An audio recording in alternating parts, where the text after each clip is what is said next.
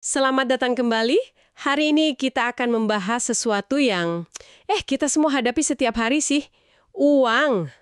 Tapi kita akan coba melihatnya dari kacamata yang sama sekali berbeda. Yang mungkin awalnya akan bikin Anda sedikit nggak nyaman. Bener banget. Bahan diskusi kita kali ini diambil dari percakapan mendalam dengan J.L. Collins, penulis buku fenomenal, The Simple Path to Wealth. Misi kita adalah membongkar 3 prinsip utamanya untuk mencapai apa yang ia sebut kebebasan finansial. Bukan sekedar kaya loh ya. Betul. Dan kita nggak akan menelannya bulat-bulat kan? Kita akan bedah argumennya, terutama yang paling radikal. Bayangin aja, Collins ini kayak melempar granat ke tengah impian finansial banyak orang. Dia bilang kalau membeli rumah, rumah justru bisa jadi jangkar yang menenggelamkan Anda. Wah, itu kontroversial banget sih. Banget. Kita akan cari tahu kenapa dia bisa seyakin itu dan apa artinya ini buat Anda. Oke. Mari kita mulai dari fondasinya dulu. Collins bilang, kesalahan terbesar kita semua itu berawal dari pertanyaan yang salah soal uang. Biasanya kan kita mikir, kalau saya punya banyak uang, saya mau beli apa ya? Langsung kebayang mobil baru, liburan. Gadget terbaru. Iya, gadget terbaru. Persis kayak pemenang lotre. Hampir nggak ada yang bilang, saya mau pakai uang ini buat beli waktu saya kembali. Perspektifnya selalu konsumsi.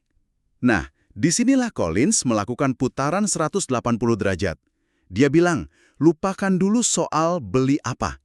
Pertanyaan yang benar itu, fungsi uang sebenarnya apa sih? Oke. Dan buat dia, jawabannya cuma satu. Uang itu alat untuk membeli kebebasan. Kebebasan. Kata yang menarik.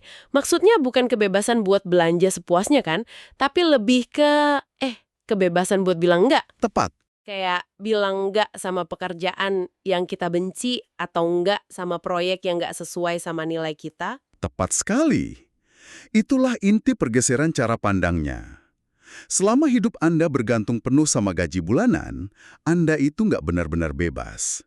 Pemberi kerja Anda, suka atau enggak, ia punya kendali atas 8 jam atau lebih waktu Anda setiap hari. Iya juga ya.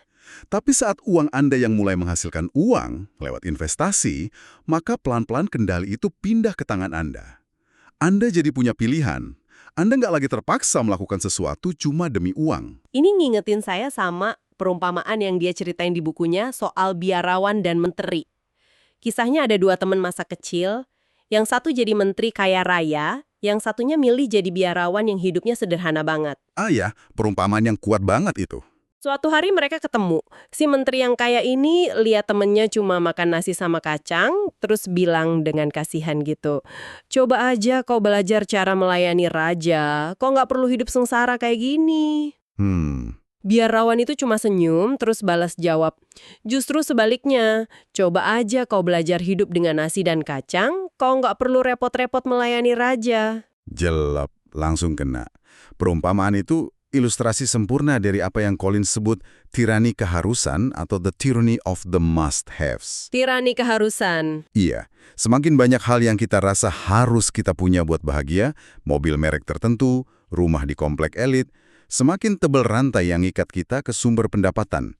Kita jadi harus melayani raja kita, entah itu bos, klien, atau cicilan bank. Dan ironisnya menurut Collins, uang itu nggak menciptakan kebahagiaan. Katanya uang itu cuma kayak kaca pembesar. Oh, menarik. Dia cuma akan memperbesar karakter asli Anda. Kalau Anda dasarnya orang yang cemas, jadi miliarder ya cuma bikin Anda jadi miliarder yang cemas dan nggak bahagia. Betul sekali.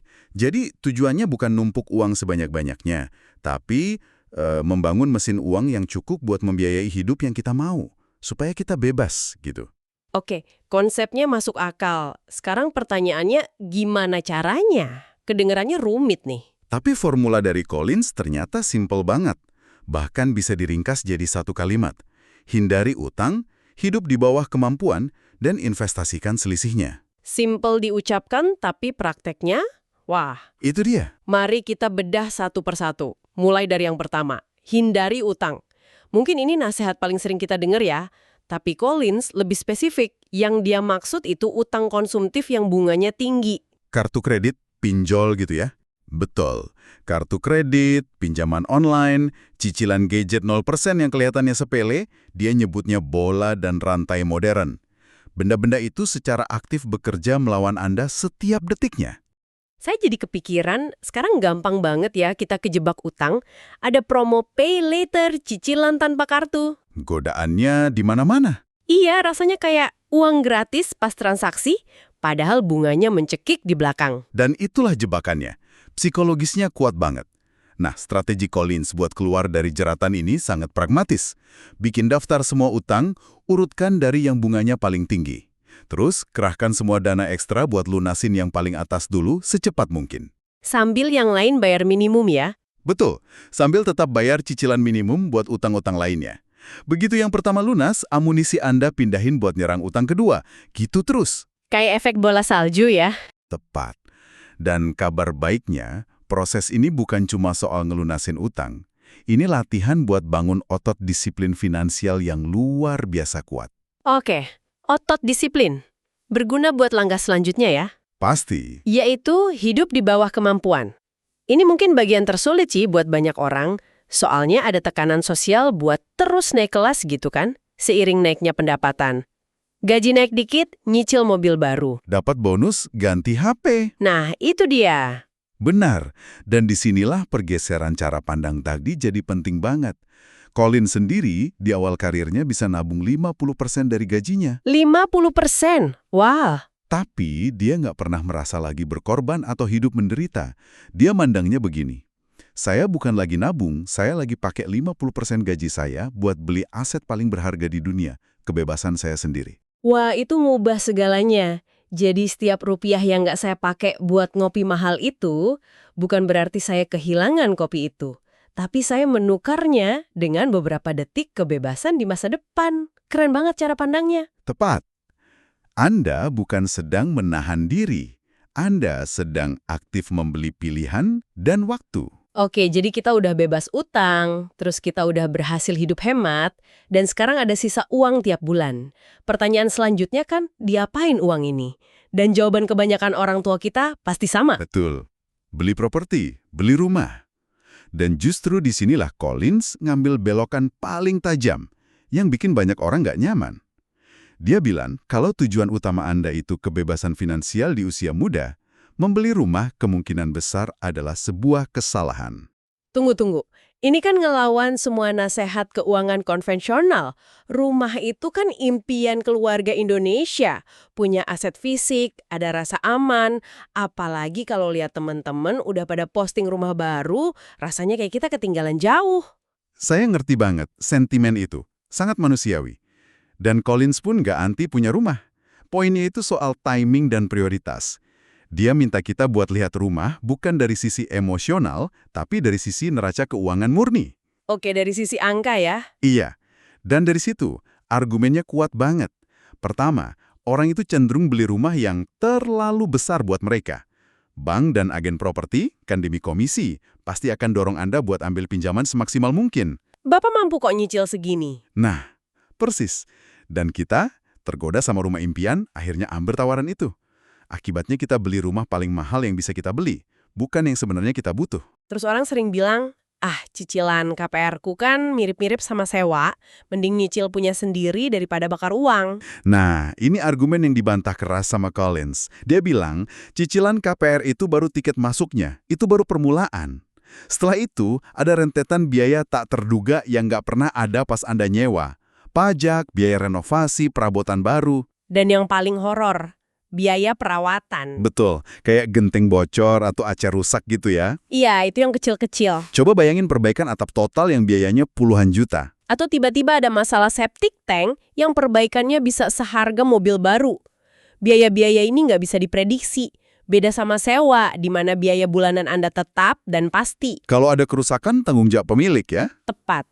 Rumah, kata Collins, bikin arus kas bulanan Anda jadi nggak pasti dan rentan kena serangan jantung finansial. Kalau diinvestasiin, bisa kerja buat kita. Poin yang krusial banget. Dan satu lagi yang sering dilupain, terutama anak muda, fleksibilitas. Saya pernah punya temen dapat tawaran kerja impian di kota lain. Gajinya 2 kali lipat. Tapi dia baru aja beli apartemen. Pikiran pertamanya bukan, wow, kesempatan bagus, tapi aduh, repot banget ini jual apartemen. Pasti pusing ya. Banget. Akhirnya kesempatan emas itu dia lewatkan.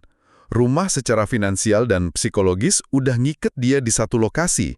Fleksibilitas itu sendiri adalah bentuk kebebasan yang mahal. Oke, argumennya kuat dan logis banget meskipun pahit didengar ya. Jadi kalau bukan rumah, kemana kita taruh uang kita? Apa saran Collins? Disinilah dia jadi sangat spesifik. Dia itu pendukung fanatik investasi di reksadana indeks saham berbiaya rendah dan berbasis luas. Sederhananya, ini produk investasi yang isinya sepotong kecil dari semua perusahaan besar di pasar saham sebuah negara. Jadi dengan beli satu produk itu, kita seolah-olah punya saham di ratusan perusahaan sekaligus. Artinya saya nggak perlu jadi ahli saham dong ya? Tepat sekali. Anda nggak perlu jadi peramal. Anda nggak bertaruh pada satu kuda. Anda bertaruh pada seluruh arena pacuan kuda.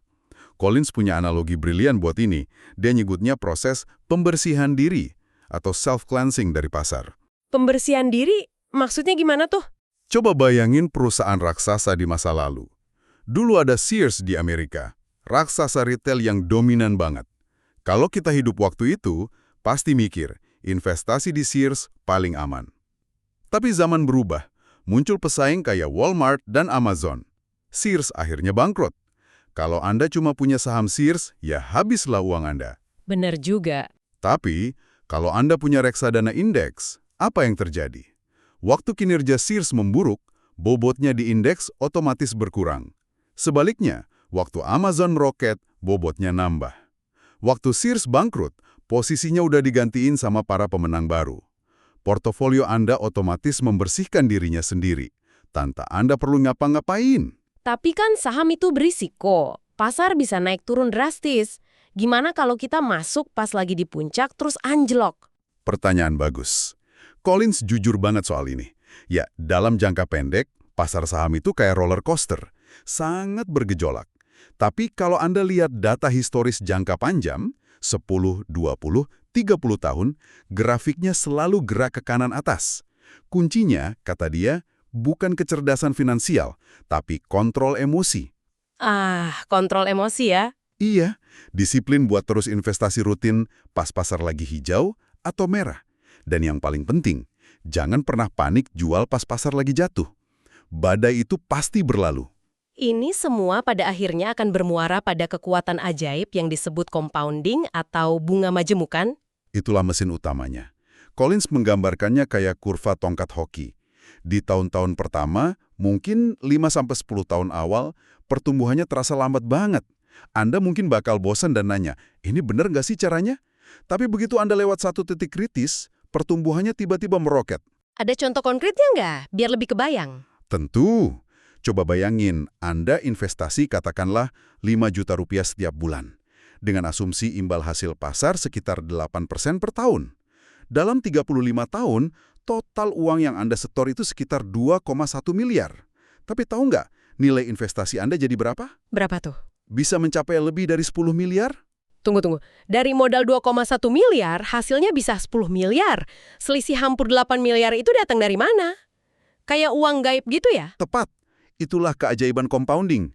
Uang Anda beranak pinak dan anak cucunya ikut kerja buat Anda. Semakin lama waktunya, semakin besar pasukannya. Dan ini dipercepat lagi kalau Anda investasi di akun-akun yang pajaknya ditangguhkan. Yang kebijakannya beda-beda ya di tiap negara. Intinya, uang Anda tumbuh lebih besar dulu, baru dipotong pajak di akhir.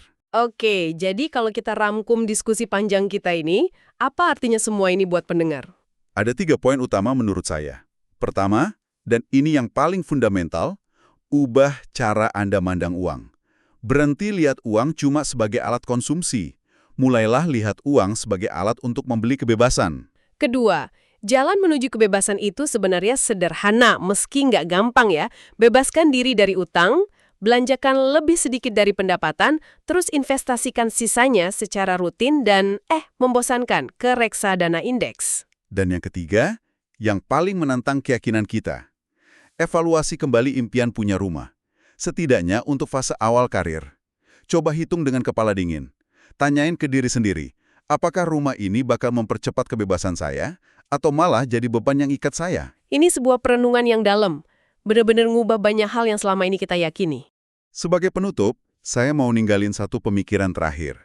Ada penelitian psikologi menarik yang nunjukin kalau otak kita itu cenderung lihat diri kita di masa depan, misalnya 30 tahun dari sekarang, sebagai orang asing. Sebagai orang asing. Iya, kayak kita lihat orang lain yang nggak kita kenal. Makanya, secara naluriah, kita susah banget buat berkorban hari ini demi orang asing itu. Masuk akal, susah nabung buat pensiun karena rasanya kayak nabung buat orang lain. Tepat. Tapi pendekatan Collins ini cerdas. Dia nggak bilang, saya nabung buat diri saya yang tua di usia 75. Dia bilang, setiap dolar yang saya sisihkan hari ini adalah buat membeli sedikit lebih banyak kebebasan buat diri saya yang berusia 25 tahun, saat ini juga. Jadi pertanyaannya buat Anda bukanlah soal masa depan yang jauh, tapi kebebasan kecil apapun itu yang bisa Anda beli buat diri Anda bulan ini dengan mengubah cara Anda menggunakan uang Anda.